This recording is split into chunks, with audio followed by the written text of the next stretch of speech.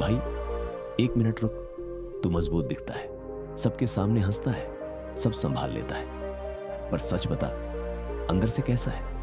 आज कोई ज्ञान नहीं, कोई उपदेश नहीं, कोई लंबी फिलॉसफी नहीं, बस एक सच्चा सवाल, तू वाकई खुश है या बस निभा रहा है? जब सब कुछ ठीक लगता है, जब लोग पूछते हैं कैसे हो और तू बोलता है बढ़िया हूं, तब भी क्या मन सच में शांत रहता है? देख भाई, दिन में हम सब हंस लेते हैं, काम कर लेते हैं, लोगों से बात कर लेते हैं, इंस्टाग्राम पर लिविंग माय बेस्ट लाइफ डाल देते हैं, लेकिन रात को जब फोन रख देते हैं, जब कोई नहीं देखता, जब सब सो जाते हैं, तब मन क्या कहता है? यार मैं जानता हूं, क्योंकि मैं भी उसी जगह रहा हूं। वो रातें जब नींद नहीं आती, वो 3 बजे का सन्नाटा, वो छाती पर भारीपन, वो अकेलापन जो किसी को बता नहीं पाते। आज हमारे पास दुख से भागने के 100 तरीके हैं। फोन उठाओ, रील्स देखो, नेटफ्लिक्स खोलो, बिंज करो, दोस्तों को कॉल करो, पार्टी करो, या फिर बस काम में डूब जाओ, बिजी रहो, इतने बिजी कि खुद से मिलने का टाइम ही ना हो। लेकिन भाई, दुख कभी पूछकर नहीं आता, वो अक्सर रात के 3 बजे आता है। वो उस खाली पल में आता है जब तू खुद के साथ होता है, और तब कोई रील काम नहीं आती, कोई डिस्ट्रैक्शन काम नहीं आता, बस तू होता है और तेरा मन। भाई, ये जो तू महसूस करता है, ये नया नहीं है। हजारों साल पहले भारत की धरती पर एक इंसान इन्हीं सवालों से जूझ रहा था। और सुन, वो कोई साधु नहीं था, वो कोई गरीब नहीं था, वो कोई अभागा नहीं था जिसके पास कुछ ना हो। उसके पास वो सब था जो आज हम सब चाहते हैं। पैसा था, अथाह पैसा, ताकत थी पूरे राज्य की, पत्नी थी, बच्चा था, महल था, नौकर थे, ऐशो आराम था, राजकुमार था वो सिद्धार्थ। फिर भी उसका मन अशांत था। रात को वो भी जागता था, उसे भी नींद नहीं आती थी। उसके मन में भी वो सवाल घूमते थे, ये सब क्यों? इस सब का मतलब क्या है? बीमारी आएगी, बुढ़ापा आएगा, मौत आएगी, तो फिर ये सब किस लिए? क्या बस यही है? पैदा हुए, भागे, मर गए?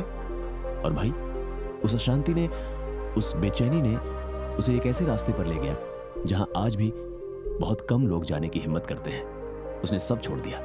उस रात जब पूरी दुनिया सो रही थी, बोध गया में एक पेड़ के नीचे एक इंसान बैठ गया।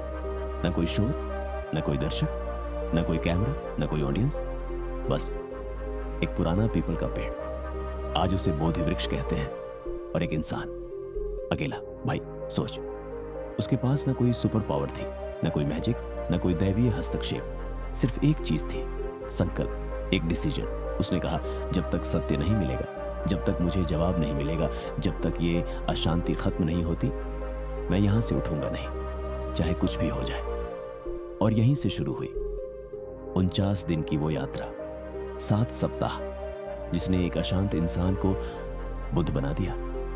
भाई, पहला हफ्ता सबसे कठिन था। शरीर ने सचमुच विद्रोह कर दिया।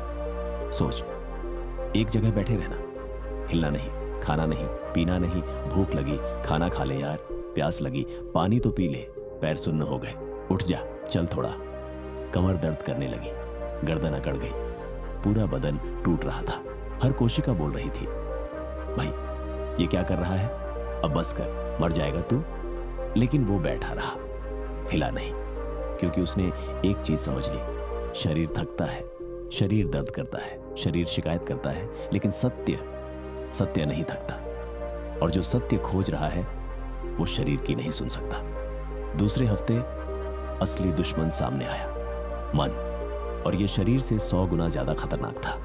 पुरानी यादें आने लगी, वो रात जब वो चुपचाप महल से निकला था, वो पल जब उसने सोते हुए बेटे को आखिरी बार देखा था, वो चेहरा पत्नी का जो सुबह उठकर देखेगी कि पति नहीं है। अपराध बोध आया, तूने सब छोड़ दिया। कैसा इंसान है तू, कैसा पिता है, कैसा पति है। डर आया, अगर कुछ नहीं मिला तो, अगर ये सब बेकार हो गया तो 6 साल बर्बाद, अब ये भी बर्बाद। भविष्य डराने लगा, क्या होगा, कैसे होगा, कोई गारंटी नहीं है। मन तोड़ने पर लगा हुआ था, हर तरकीब इस्तेमाल कर रहा था। लेकिन यहीं पर कुछ ऐसा हुआ जो शायद पूरी यात्रा का सबसे महत्वपूर्ण सबक है। उसने मन से लड़ाई नहीं की, उसने मन को जीतने की कोशिश नहीं की, उसने मन को दबाने की कोशिश नहीं की, उसने मन को चुप कराने की कोशिश नहीं की। उसने बस मन को देखा, बस देखा। जैसे तू किसी फिल्म को देखता है, स्क्रीन पर कुछ भी हो तो बस देखता है, प्रतिक्रिया नहीं करता, शामिल नहीं होता। विचार आए, उसने देखा, विचार गए, उसने देखा, डर आया, देखा, अपराध बोध आया, देखा, कोई लड़ाई नहीं, कोई प्रतिरोध नहीं, बस अवलोकन। और पहली बार उसने समझा, मन को देखने से शांति आती है, मन से लड़ने से नहीं, मन को नजरअंदाज करने से नहीं, बस देखने से। अब तीसरे हफ्ते कुछ और हुआ, कुछ ऐसा जो बहुत सूक्ष्म था, बहुत छिपा हुआ था और इसीलिए बहुत खतरनाक था। शरीर को नियंत्रित कर लिया, मन को देखना सीख लिया और तभी एक विचार उठा, वाह, मैं तो कमाल हूं, मैं विशेष हूं, मैं अलग हूं, मैं ये कर रहा हूं जो कोई नहीं कर सकता। अहंकार, भाई, ये सबसे बड़ा जाल है और हम सब इसमें फंसते हैं। मैं समझदार हूं, मैं सही हूं, मेरी समस्या अनोखी है, मुझे पता है, दूसरे नहीं समझते।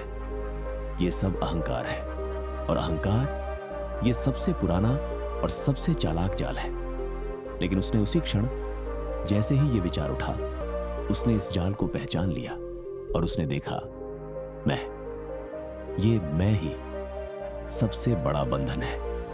जब तक मैं है, जब तक मैं विशेष हूं है, जब तक मैं सही हूं है, तब तक स्वतंत्रता नहीं, तब तक मुक्ति नहीं। चौथे हफ्ते कुछ जादुई हुआ और ये मेरा पसंदीदा हिस्सा है। 3 हफ्ते तक सारा ध्यान खुद पर था, मेरा दर्द, मेरी यात्रा, मेरी मुक्ति, मेरा सत्य। लेकिन चौथे हफ्ते कुछ बदला। अब दुख सिर्फ उसका नहीं था, उसने महसूस किया हर मां का दर्द जो अपने बच्चे को खो देती है, हर बेटे की तकलीफ जो बाप से बिछड़ जाता है, हर इंसान का अकेलापन, हर जानवर की पीड़ा, हर जीव का संघर्ष। सब कुछ उसके भीतर उतर आया, जैसे पूरी दुनिया का दर्द उसके सीने में समा गया। और यही करुणा जागी, वो भावना जो कहती है, तेरा दर्द मेरा दर्द है, तेरी खुशी मेरी खुशी है, हम अलग नहीं हैं, हम एक हैं। भाई, असली ताकत यही है, ये कमजोरी नहीं है, ये सबसे बड़ी शक्ति है। जो दूसरों का दर्द महसूस कर सके वो सबसे मजबूत है। 5वां हफ्ता कुछ अलग था। अब कोई प्रयास नहीं था, कोई कोशिश नहीं, कोई संघर्ष नहीं, कोई अब मुझे ये हासिल करना है नहीं। सांस आती थी, सांस जाती थी और उनके बीच में शांति ठहर गई, बस शांति। ये वो अवस्था है जहां तू कुछ करता नहीं, बस होता है। प्रवाह, जैसे नदी बहती है, कोई प्रयास नहीं, बस बहाव। जैसे पत्ता गिरता है, कोई योजना नहीं, बस गिरना, समर्पण। ये कमजोरी नहीं है, ये परम शक्ति है। 6ठे हफ्ते सब कुछ स्पष्ट हो गया, जैसे धुंध छंट जाए, जैसे बादल हट जाएं, जैसे सूरज निकल आए। उसने देखा दुख का कारण है तृष्णा, चाहत। और चाहिए कि भूख। वो चाहत जो कहती है ये मिल जाए तो खुश हो जाऊंगा, वो हो जाए तो शांति मिलेगी, बस ये एक चीज और। लेकिन वो शांति कभी नहीं मिलती, क्योंकि एक चीज मिलती है, दूसरी चाहत शुरू। फोन मिला, बेहतर फोन चाहिए, नौकरी मिली, बेहतर नौकरी चाहिए, अंतहीन चक्र। और समाधान, चाहत खत्म नहीं करनी, ये संभव नहीं है। चाहत से लगाव खत्म करना है। मिले तो अच्छा, न मिले तो भी ठीक। यही स्वतंत्रता है, यही मुक्ति है। 49वां दिन, 7वें सप्ताह का आखिरी दिन। भोर का समय, अंधेरा छंट रहा था और आसमान में सुबह का तारा चमका, शुक्र तारा, भोर का तारा। और उसी क्षण उसके भीतर भी प्रकाश हुआ। न कोई धमाका, न कोई चमत्कार, न आसमान से फूल गिरे, न कोई घोषणा हुई, न कोई संगीत बजा, बस सच्चाई, सरल, स्पष्ट, पूर्ण। सिद्धार्थ बुद्ध बन गया, जागृत, जागा हुआ। भाई, ये जागना क्या है? नींद से जागना नहीं, उस नींद से जागना जिसमें हम सब सो रहे हैं। वो नींद जहां हम सोचते हैं ये मिल गया तो खुश हो जाऊंगा, वो हो गया तो सब ठीक हो जाएगा। समस्या बाहर है, समाधान भी बाहर है। बुद्ध जागे और देखा सब कुछ अंदर है, समस्या भी, समाधान भी, दुख भी, शांति भी। तेरे लिए इसका क्या मतलब है? अब तू सोच रहा होगा, भाई बढ़िया कहानी है, प्रेरणादायक है, लेकिन मेरे लिए इसमें क्या है? मैं तो राजकुमार नहीं हूं, मेरे पास 49 दिन बैठने का समय नहीं है। मुझे नौकरी करनी है, ईएमआई भरनी है, परिवार संभालना है, बॉस को झेलना है। मैं जंगल में जाकर नहीं बैठ सकता।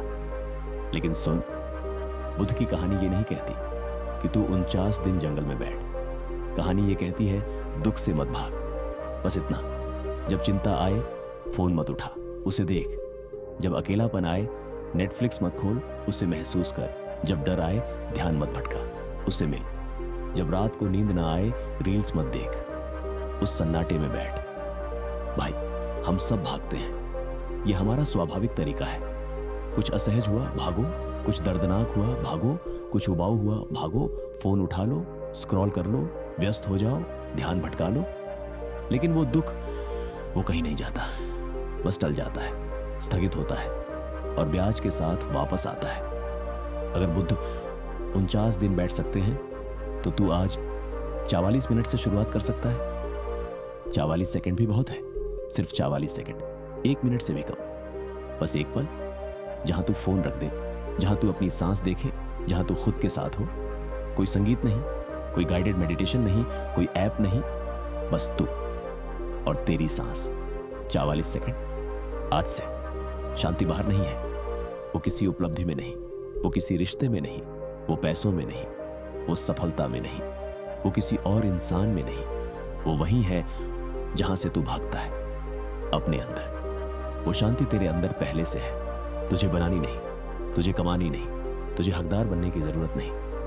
बस उसे देखना है, उस शोर के पीछे, उस भाग दौड़ के पीछे, उस और चाहिए के पीछे वो है, इंतजार में। अगर इस वीडियो ने तुझे कुछ सोचने पर मजबूर किया, अगर इस कहानी ने तुझे कोई रास्ता दिखाया, अगर कहीं कुछ जुड़ा, तो कमेंट में बस इतना लिख, मैं यहां हूं, नमो बुद्धाय, ताकि मुझे पता चले कि तू अकेला नहीं है। और जो दूसरा पढ़े उसे भी पता चले कि वो भी अकेला नहीं है। और भाई, इस शांति को आगे बढ़ाना है। लाइक कर, शेयर कर उनके साथ जिन्हें इसकी जरूरत है। सब्सक्राइब कर, क्योंकि ऐसी और वीडियो आने वाली है। मिलते हैं अगली वीडियो में।